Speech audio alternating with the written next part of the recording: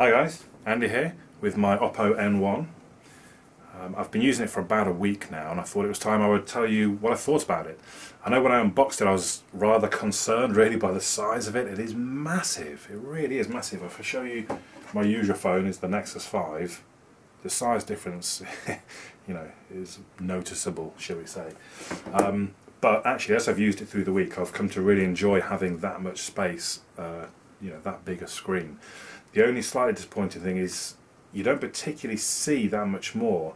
It doesn't scale it, so you know, if things were a bit smaller they would be the same size as on the screen on the M5, but I would fit more on. Now I'm sure if I rooted it, I know I can change DPI and stuff like that, and then it would fit more into it. but yeah, I just thought that a little bit of a shame. But I mean, the screen is amazing, huge big beautiful screen. Videos playing on that just look fantastic. Anyway, so I thought it was time, as I say, that I'd take you through the phone and tell you what I think about it. So first of all, let's take a look at the design of the device. It's fairly simplistic, although I can't help but think the swivel camera on the top spoils that simplistic sort of minimalistic design almost. But I don't know, your choice I suppose. The buttons are pretty good. They're strangely a little bit low. I guess you would get used to them, but I did find myself sort of reaching into the wrong places and then think, was it on the volume? Oh no, it is the power. But yeah, you know, nothing particularly to see there. One thing I have come to dislike is SIM trays where you have to have a little device to get the SIM card out. Maybe, I don't know, maybe it's just a UK thing, maybe it's just me, maybe I'm the only one that's got a few different SIM cards, and I suppose a lot of the time I don't, but still, even then, if I want to swap a SIM card between a device, I've got to go and find the little tool and prod and take it out. And definitely if I was taking this one device somewhere with me, I thought, oh, well, let me try a different SIM to see if it works better, you know, if I get a better signal. I just can't do it, I can't get into there. So I don't particularly like that. I understand there's probably a need for it, and it makes it fit better, I guess, but generally I don't particularly like them. This often isn't a problem for many people, but for me, I like a device to sit flat on a table, and this does rock a bit. So if I'm typing, you do find it moves a bit. I was even doing some stuff looking, and it slides about a little bit. Because I do tend to put it on a desk and do things. It's not particularly well designed for that. The plastic is quite smooth, and it will just slide about. Having said that, the free case that comes with it is very nice. The material used inside there, soft touch, very nice indeed, and the external it's very weird. It's kind of almost spongy, rubbery. It looks kind of odd. I don't know if the camera will be able to focus on that or not. But it is a very nice case. I think it's rather classy, and I do tend to prefer to use the device in the case. It has a kind of cutout with, again, a rubbery element there, so in theory I can use a touch panel on the back of the device, which you can see. I don't know if the camera will be able to see it actually. In fact, I can't see it. Oh yeah, I can just about now. Starts around here and ends around here and goes there and there. So it's about 3 or 4 centimeters by 2.5 centimeters. And what that means is, in theory, I say in theory because look, it's not doing it now. Did I have to turn it on somewhere? I can't remember now actually. Let me have a quick look.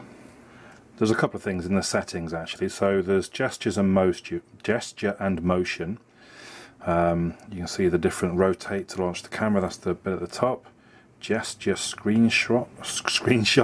Swipe with 3 fingers up or down quickly to take a screenshot, like so. Flip to mute, easy dial. Double tap to wake up, I particularly like. And then we get some gestures while the screen's off. Now, I've done a video on Colour OS. I suggest you have a look at that because I won't go through them again. O-Touch, this is what I needed. So now we should be in business. There we go. Look, that works a lot better. And if I double tap, it opens the camera. Or if I swivel the front, it should open the camera. Oh, it does now. That's a bit weird. I don't know why it didn't initially. So just back to this case briefly. Let's pop it inside. turn it off. It fits pretty snug, but I do find when it's in my pocket I can just look, I don't know if you can see that. It's quite easy for one corner to come off. Having said that, it's not actually that easy then to get the second corner off to get it out. So I think, I mean, I've done it there, look, but generally I think you're quite safe when it's in. It's not going to come out of the case. What I do like, you open it up, the screen comes on. What I find a little odd, I close it. Now it's locked. Oh, it has turned it off. That's interesting, because I'm sure there's been times where I close it and it's not turned the screen off. But it is there, so that's fine, that's good. I've showed you the little cutout on the back, but unfortunately I don't find that it works quite so well. So I'm trying to, just done it now. Okay, if I put quite a bit of pressure, see, even then it didn't work, and again, come on. So it does work through the pad, but for me it doesn't work well enough that you would use it. If it only works 2 out of 3, 2 out of 4 times, you're just not going to bother, are you, generally? Which is a shame, because there are times when I'm scrolling through things and actually I find my thumb's in the way of what I'm looking at, or, you know, and it would be quite handy to be able to use that. So then the next problem, well, not a problem, but next thing you're going to notice is the weight of the device. Now I've got my little scales here. I'm going to wait for them to set. I'm going to put it on with the case. So it is with the case, which is going to make it heavier. 269 grams. Okay. So as I say, that is with the case. I accept. I don't need to. I could take the case off. It would drop about 45 grams. I'm going to put my Nexus 5 on, and then I'm going to put my Galaxy S4 on. 269. 268 this time. Put it in the middle. So basically this phone weighs as much as 2 phones. You know, you need to bear that in mind. I do have a tendency sometimes, you know, I'm walking around the house in shorts, I'll pop this into a pocket and almost my shorts get pulled to the floor under the weight. It really is quite a weight, and you know, you must bear that in mind. Let's move on to the actual hardware, the sort of internals of the device. It runs on a Snapdragon 600 and it has the Adreno 320 GPU. So it kind of lags a little bit behind some of the other devices like the S4, the Nexus 5, the Note 3, but generally it copes pretty well. I've done a couple of comparison videos with it. Go ahead and have a look at those to get the idea. It doesn't have 4G support, which is quite disappointing. I've had an EE SIM in this and no use at all. It does have one of the best speakers you're going to find though. Let's see if we can demonstrate that just very briefly with TuneIn Radio. Today's hits.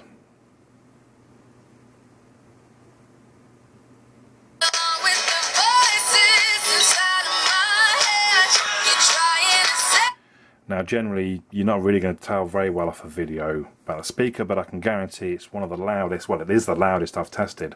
It's up there on the levels of like a sort of portable Bluetooth speaker. It really is very loud and generally very clear. So that's, you know, if a speaker is important to you, then rest assured the Oppo N1 has a very good speaker. I think the screen looks great.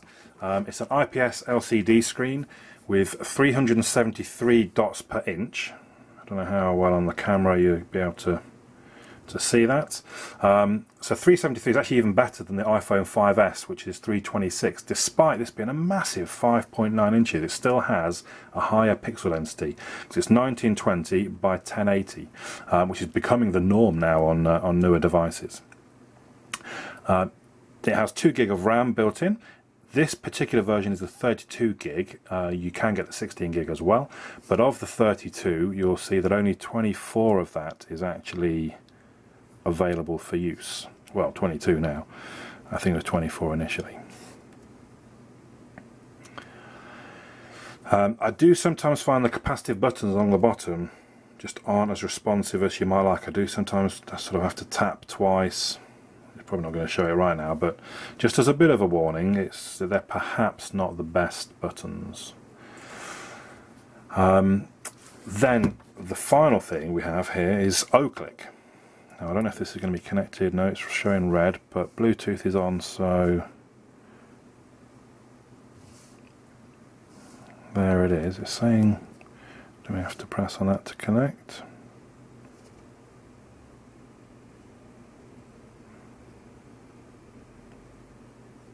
Let's go into the software. Setting up connection, please wait. So again, I've got a video specifically on O-Click, but what I do like, if I double click on the O-Click,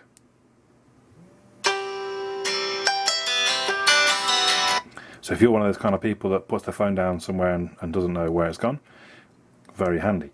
Also, if the two get separated, they both start making noise. So you know, if you leave, if you remember to keep this in your pocket, if you leave this on your desk at work and off you go, it's going to start making noise, and you'll realise and go back and get it. If you leave it on the bus, however, you have to be, I mean, it's Bluetooth range basically, so 10 to 15 meters it will take before this starts going off. So if you've left it on a bus or the tube, it's going to be too late. It would be quite amazing if there was some way of telling the range and that you could set that. So you know, maybe you want to say, well, it's never going to be more than 3 meters away. If these are ever more than 3 meters apart, I've forgotten it, please make noise. Unfortunately, that's not an option, but still quite handy. There are some other functions. Like I say, I've done a video already, so go ahead and look at that video separately. So if we then have a bit of a look at the camera, it's 13 megapixel, which is obviously very good, but I've not been massively impressed with the quality, if I'm honest. It's a very quick capture, as you saw there, and that looks okay. I think it's not too bad. It's a little grainy, but then the light's perhaps not as bright as you might think, or might want. Sorry. I've done some video tests. There's a picture I took in perfect daylight, and again, I mean, maybe it's just, you know, that to me isn't particularly clear. In fact, I'm not sure what it's focused on in that picture. This car perhaps right in the foreground. I don't know. So I mean, maybe there's going to be software improvements coming along. Right now I wouldn't suggest. I'll just show you some video that I took on it.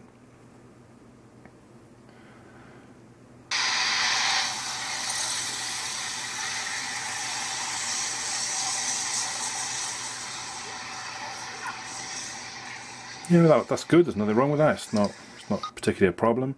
I'm just not sure about the stills. I have uploaded a few different bits of video samples for you to have a look at, so do go and find those videos.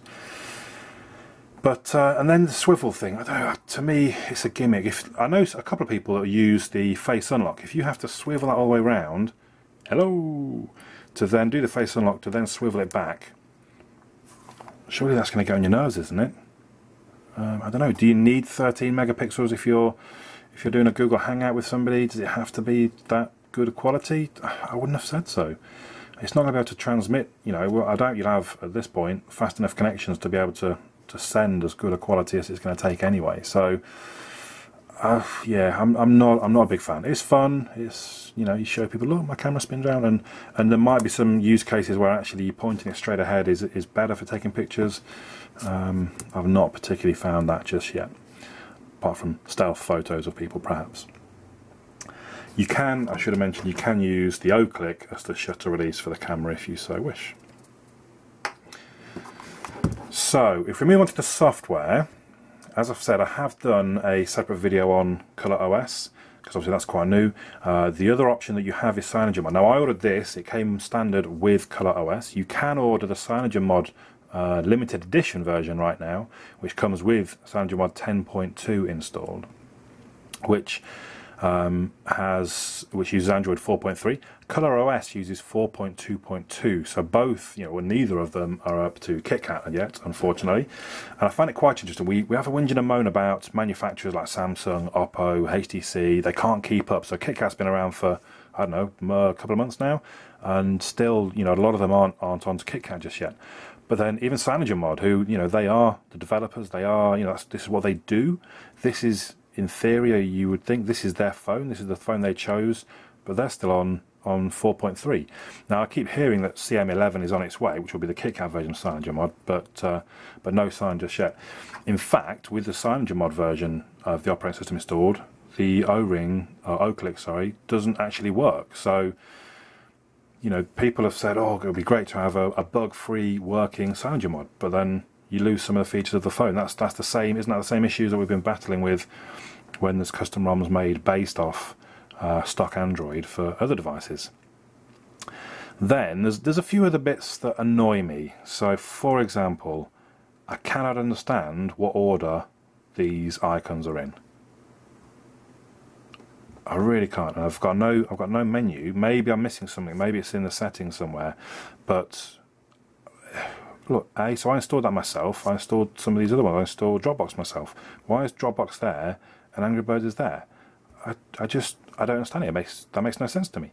Maybe it's something they'll improve in future versions. You know, just put it in settings, sort by, job done. Then I don't know how I'd perhaps be able to demonstrate this. Maybe